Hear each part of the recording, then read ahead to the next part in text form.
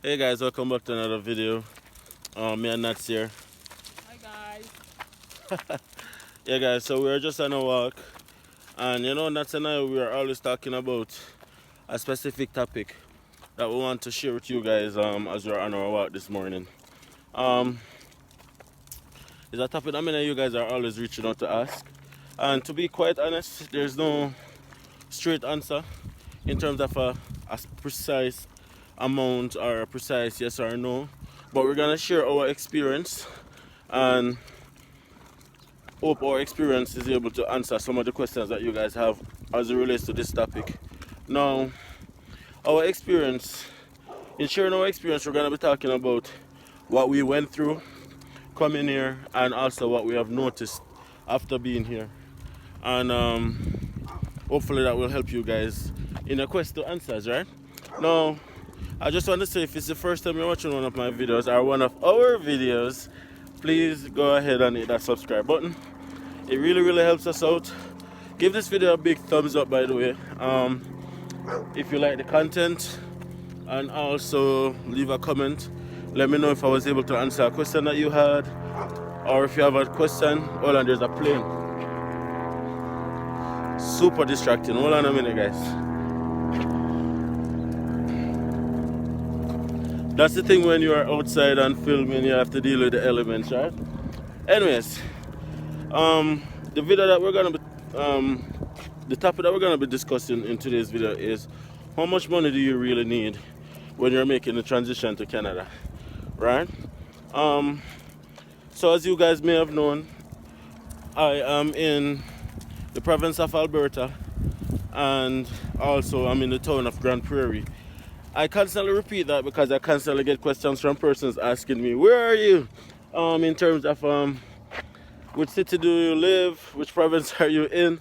And yeah, I know it's pretty strange considering I said it in almost all my videos. I live in Grande Prairie and Alberta with my beautiful wife and two beautiful daughters. In this case, I only have one daughter right now because the other one is at school. So we're going for a walk. This is the house views. Oh, you know I never bet me. Okay guys, so how much money do you really need when you're making the transition to Canada? Now, our experience is this. When we came to Canada in 2019, I came as an international student. I did a diploma, 2-year diploma in business administration where my focus was on marketing, right? That came as a temporary foreign worker and a spousal open work permit, and my daughter also came and she was granted a visitor's record.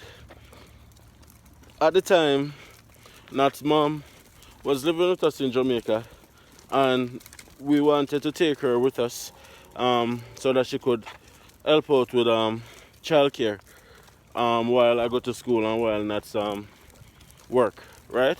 That was the plan. So when we were all awarded our visas, except her mom who already had her visa, we had to focus on getting plane tickets first and foremost for myself, for Nats, for Malika, and also for Nat's mom, right? We had to focus on doing that. And at the time, as to the time when the visas came through, we could not have booked the tickets in advance. So the tickets were really expensive at the time when we were booking it. How much money we end up spending? I'm not quite sure. Each ticket at the time, I think one way was $400 and something dollars. One way for each. Yeah. $400 and something dollars, I'm not sure. Malika had just turned 2 years old as well, so we had to pay full fare for her. As that's rightfully said, one way, no, it was more. For me alone, I think it's $400. No man, it was more, man. It was close to $100,000 for one person. Yeah. Anyways, our plane tickets was really expensive. We're not quite remembering the exact figures right now, but I remember we spent close to $300,000 to get all the plane tickets, right? Because we had to buy a return ticket for Nat's mom because she was traveling on a visitor's visa, while we only bought a one-way ticket. In the period of time when we were struggling up to leave, getting all our documents together, my car got stolen. My car got stolen, and it cost me a lot of money to get the car fixed and get it started out. So that again went straight into our budget. So by the time we ended up booking our plane ticket, another nice distraction in the background. By the time we ended up booking our ticket, starting out the car, paying all the fees that was required in terms of the school fees, getting the stuff that we need in terms of, like, we needed a stroller for Malika, we needed a number of other stuff. By the time we finished doing all of them stuff, we had little to no money remaining. Yeah guys, we did broke. we had little to no money remaining, to the point that we had to reach out to someone to borrow money, just in the event that the immigration person asked us for, proof of funds and stuff like that, in like to sign into our bank account and stuff like that. I'm not ashamed to say, guys, that listen, if they had asked us to do that, we would not be here right now. Right? No. What's so funny? No, we wouldn't be here. Seriously. If that was the deciding factor, we wouldn't be here. If they had asked us to prove that we still had the money that we had presented when we were applying, we would not have been here right now. So that was the situation that we were in. When I landed, because I landed a few days before Nats, as many of you guys would have known already, I came like 3 days. I came like 3 days before Nats came. Thursday, and I came the Monday. Yeah, something like that. So the money that I borrowed, I ended up at the Western Union, but the same money. So Nats could have had money in case the immigration officers asked her for the same thing. Bear in mind, guys, to be very honest, I was really, really worried, because at this stage in time, I was here, essentially my family was still there. So I was like really worried, like, what if them turn them back for not having enough money? I couldn't even sleep. That's can't tell them. So ultimately, everything worked out, and we're here.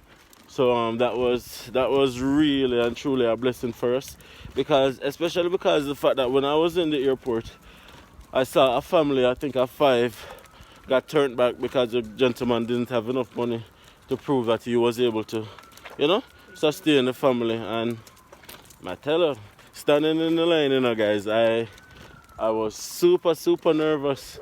But at the end of the day, everything worked out, and that's awesome. Now, we came to Canada, and we had little to no money. How did we survive? It's probably a question that many of you guys are asking right now. I'm gonna be very honest and say that we knew from the get-go that we didn't have any time to spare. And by that I mean that we know that we had to get a job immediately in order to start earning, so that we can sustain and finance ourselves. It's a noisy morning this morning. Yeah. My gosh. Probably because we're close to the main road now. What type of tree is this? You're asking me? Yeah, this is the same tree that's in the backyard.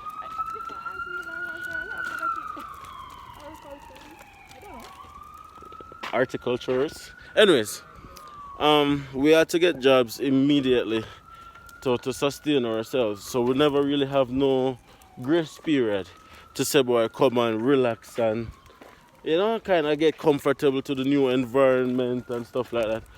Could not. I remember after landing the Thursday. Yeah. After landing the Thursday, I started checking all the job sites. Indeed, everywhere you can think of. I started sending out resumes like I've never sent out resumes before. I started doing, stuff that I never did before in terms of I started applying for everything and everything. Luckily, I got a job. I'll say probably I landed. I'm not gonna lie, guys. I landed the 4th of September, and I got a job the 18th of September. That was my first job here. It was a business development job with a charity organization here in Alberta, which was a very good job because it was flexible, and I really love the people that I worked with, and it gave me the first opportunity to start earning. Nats landed the Tuesday, and our first job was the Thursday. Yeah, okay. Yeah, yeah. Nats landed the Tuesday, and our first job was with an hotel the Tuesday as an housekeeper. Thursday. As an housekeeper. Yeah. So of course, that's not something that Nats did back home. No. Nats Survival was the game. survival was the game. So Nats got that housekeeping job full time, and I had the part time business development job while going to school full time.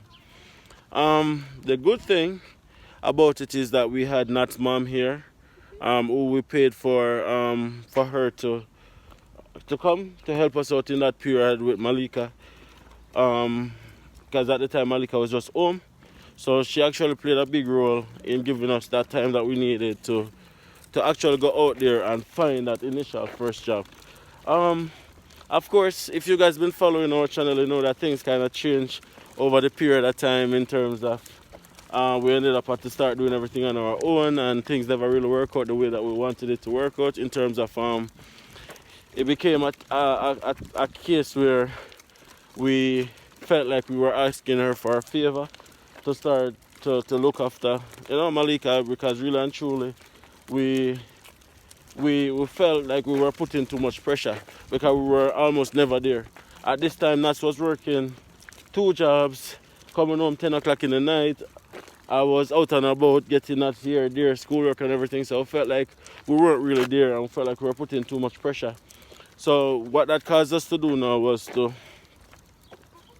eventually started doing things a little bit different. Nats at one point was working 3 jobs. Remember that, babes? And I just started. Yeah. Nats was working 3 jobs, and it was really difficult at first, guys, because the first couple months that we were here, we hardly even see each other. I remember having conversations with Nats like probably 11 o'clock at night while we were in bed, and that would be like the first time we really get a chance to talk the entire day, right? And we couldn't even talk long because she had work 6 o'clock the next morning and stuff. We got our own apartment, 3 months? Yeah, this summer moved out. Yeah, we got our own apartments 3 months after being here. Say that we started getting a little bit better. Things started fine-tuning a little bit more, and then we start becoming we're more relaxed, pretty much. Would it have been the same if we had came with more money? No, it would not. I feel like if we had came with more money, we would have been able to transition better, because we didn't get a chance to really relax. And We relaxed. We had to be work. Yeah. If we had money, we would have planned it out better. We have known where we're going to live. What will happen, but we didn't have nothing at all, so we had to be working and sacrificing a lot of our time. So, yeah, that's up there. yeah, 100%. So that's our experience. You want to check it out? Yeah. Yeah, that's our experience. Now, what I would suggest to you guys is 2 things. If you have enough money to make the transition, it will be much easier for you. In terms of your transition will be easier because you'll know where your rent is coming from. It's better if you can hustle up probably 6 months living expenses money, just in the event that you don't get a job at Charles Turner Park. Yeah. Oh, we can sit there a little bit maybe. But then need to landscape it though. Yeah, anyways, if you can muster, oh, the ground is wet. No, it's solid. If you can muster up to 6 months money, that will make a big difference in the long run. Because in the event that you don't get a job eventually, it's not gonna cause too much stress on you guys. Because finding that first Canadian job is sometimes a challenge. The reason why we were able and so fortunate to find that first job so quickly is because of where we are, right? Many people move to Canada and they go to other cities and things is not always the same in terms that they were not able to get jobs as easily as we were able to find that first job. So I would say definitely 6 months living expenses, income, money would be ideal, right? If if you know where you're living, if you have family members who you can depend on, who will allow you to stay with them while you get a foot on the ground, that's even better, right? It depends on your own unique situation, your own unique position. You have to take that into consideration, right? So, bottom line is to just know where you're gonna be for 6 months. Whether you're gonna be staying with friends and family, or you're gonna be living in an apartment, it doesn't matter. But having a clear vision of the next 6 months will make your transition a lot easier than what our transition was. We had to be aggressive from the get go, from the day Nats got off the plane. Um, we were out there. We were out there walking up and down the very next day. We did not even have an opportunity to look around and observe the new environment. We had to just be aggressive, and that's because we didn't have enough money. We never have any money, as a matter of fact. And to be honest, we weren't super comfortable where we were at. We wanted our own space. So because of that, we had to be very aggressive, right? So if you can either know where you're gonna be for 6 months in terms of make that prior arrangement with family and friends, or muster up 6 months expense money, you'll be fine. You'll be perfect. You'll be awesome, right? Getting a job shouldn't take you longer than 6 months in Canada. It doesn't matter where in Canada you are, as long as you're open to trying anything and everything in order to put food on the table, right? It shouldn't take you longer than 6 months. It shouldn't even take you 6 months. But worst case scenario, 6 months. And I know that the visa officers are really strict to this because they know that sometimes jobs are difficult to get in different cities. So they look at the income and the money that you have to see, okay, then is this person gonna fall through the cracks? Is this person gonna what's up? No, I just wanted to say something. Um, when you're thinking about money to come to Canada, how much money you're going to need, look at where you're going. Look at the province, look at the city, look at the town. How much the persons use or what they use to survive, how much money you use to survive. Rent, food, stuff like that. Bills, Practical examples. you just look at the things that they need, what you're going to need to survive. You can't take everybody experience. Person might tell you like, oh, carry $10,000. $10,000 don't go straight across Canada. Each province, each city, different. You as an individual is different. You might know what you need to survive than the next person. Simple. Facts. That's facts, babes. That's facts. And it comes back to the same thing. Know your own unique position and then plan from there. Right? It might cost me a not 3,000 for To 6 months. survive, yeah. Because we are very It's simple beings, but simple you guys beings. probably like to eat oatmeal and yeah, and Yeah, and chest high. just Very high. Nothing is wrong with the eye chest, but you must know, so your eye chest are cost well for money. exactly. So factor that into consideration. The cost of living is really relative to where you're living and what you eat, right? So okay then, grocery shopping for example. Grocery shopping for our household probably costs what, $400 at The most? most. Probably cost us $400 at most. But again, it depends on what we are buying. Grocery shopping can probably be a lot more expensive for some other people because of what they are buying, whilst it probably be cheaper for some persons because of what they are buying. So the cost of living is really relative, right? So you do your own budgeting. I mean, the world is small right now. You can find out any information that you want to find out off the internet. You can find out the cost for rent. You can even sign a 6 months lease and get a factual idea of what the rent is gonna cost you for the next 6 months, so you can know exactly what to budget for, what to plan for. And the next thing, the things that like you eat in Jamaica, alright, for us we can find it certain things here. You can do a budget still because it's basically the same price. Yeah.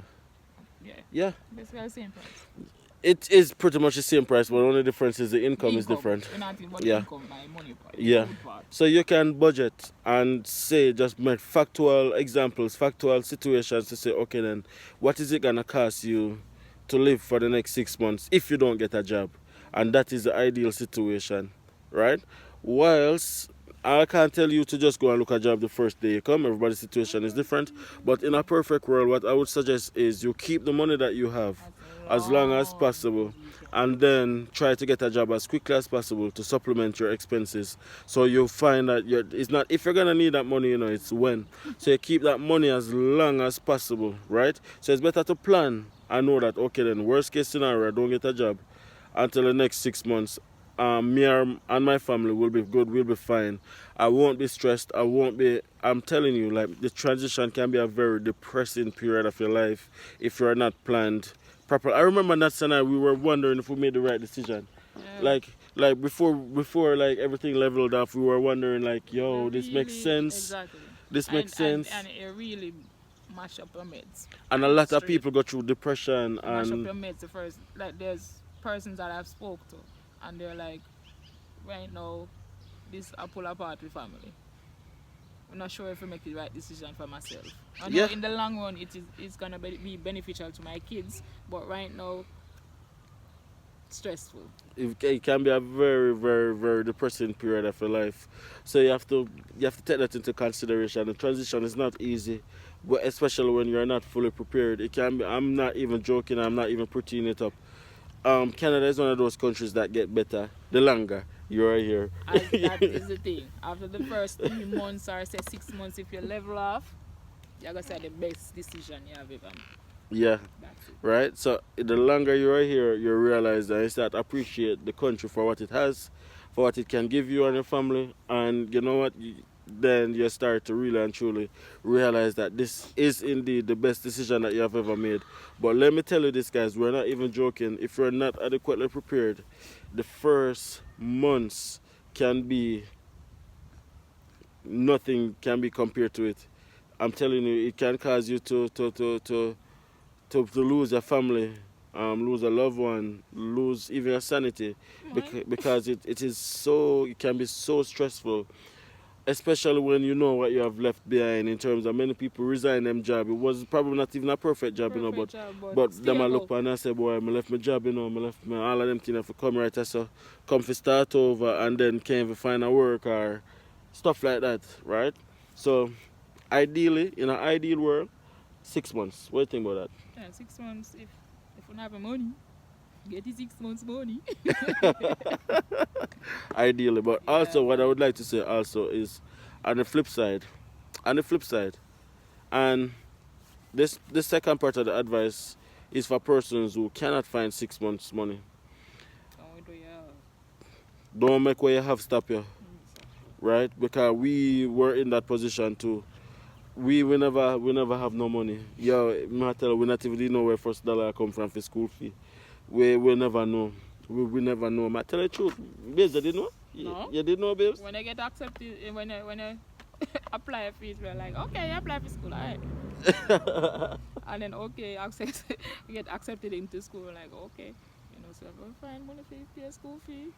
Yeah. Where I get the money from? Yeah, and I always have a positive attitude. What was my answer? Yes, things don't work out. To work out, man. No worries. I'm so meditated. You understand? And yeah, we are now, guys. This can be you too. Like, we're not even joking. We're not saying everything is perfect. We're not selling a thing where like, yeah, Canada nice, Canada good. We're not saying it's the perfect country. Well, and Malaya, Canada good? Canada good? Yeah. Give me a spot. Oh, she not attacking. Back to you. So you're going to have issues. Yeah, things are come your way and I say, yo, it's a foolishness. But have your plan, have your end goal, Your end. your End end, goal. yeah, And remember your why.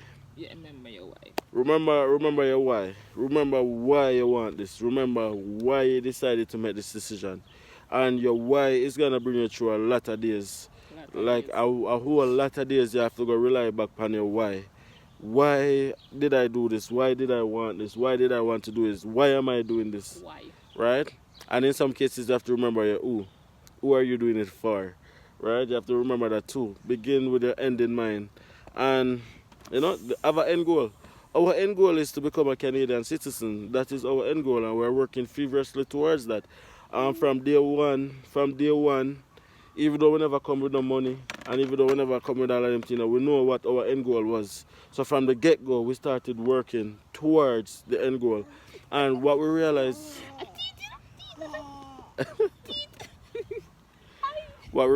is that everything, even where we are at right now, was foreseen. It was. It was foreseen because we begin like every stage of our life, we know where we want to be, and we kind of take steps from day one to get us where we want to be.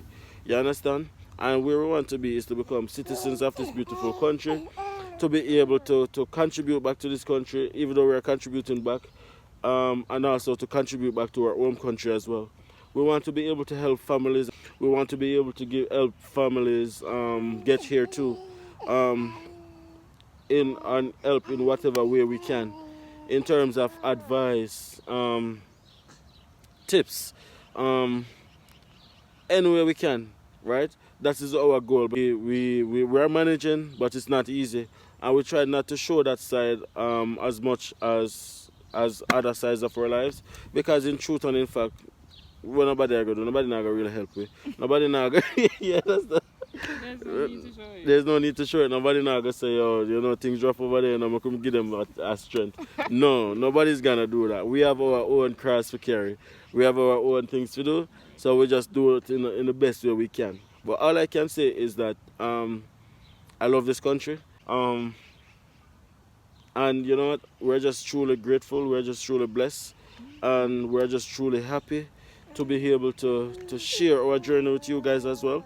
To be able to say that, hey guys, we are not perfect in terms of, we're not the perfect immigration story. We are not the people who had millions saved up in the bank, or the people who have family members who file for them, or people who are family members will help them out. Who help them out. We are not that story there. We are the people who literally have to make door where the door never exists. You understand? We are the people who grew in a garrison.